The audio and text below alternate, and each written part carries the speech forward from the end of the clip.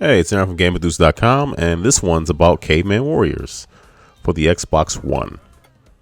So you might notice that half of the selectable characters are not really cavemen.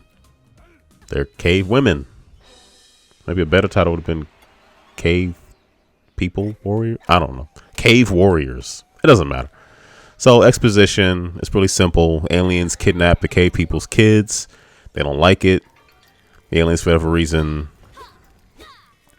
have left some batteries around, which actually collecting 3 batteries in each level opens up more content in the game. Not sure why I left the batteries. Doesn't make any sense. Don't worry about it. The character you select, because hitting the bumpers lets you pick any character immediately. Now the game does have up to 4-player local co-op, but when you're running solo, I'm not sure about when you have 2 or 3 players. I guess 4 you have to commit. 2 or 3, I guess maybe you can switch whoever isn't currently on screen. But anyway, each character kind of plays differently and has a special attack that will be required or preferred based on how you kind of play. I like projectiles.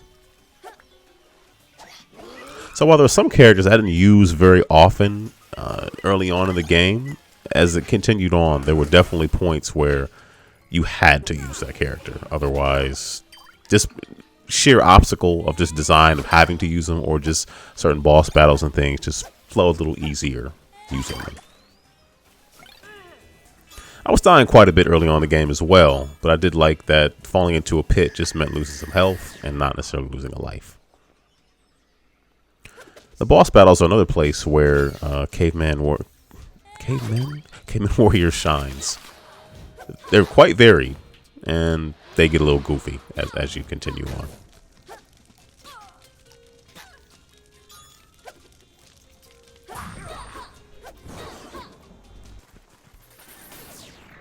Yep, that's a Terminator joke.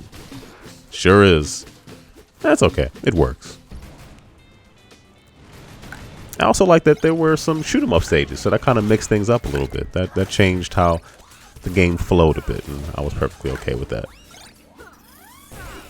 Because you're doing time traveling, the visuals and everything change as well. The stories continue through cutscenes, but this game really isn't about necessarily the story per se.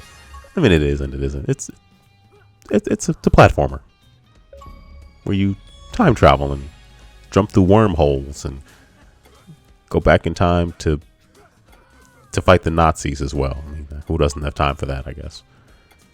If you're there, you may as well take some out. And last but certainly not least, checkpoints. You see the light over the meat. Checkpoints are interesting because levels have several of them. Usually there's one right before the boss.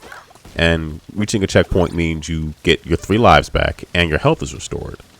But the only thing is, if you die on a boss too many times, 3 times, you have to start the whole level all over again. And that can be a little frustrating once you're out of checkpoints, because when you're learning a boss, you're learning. And some bosses are tougher than others.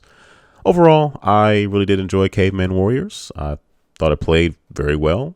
And local co-op is always a plus, certainly. But let me know what you think. What are your favorite Caveman games? Anyway, feel free to like, subscribe, and watch more videos. Thanks for watching.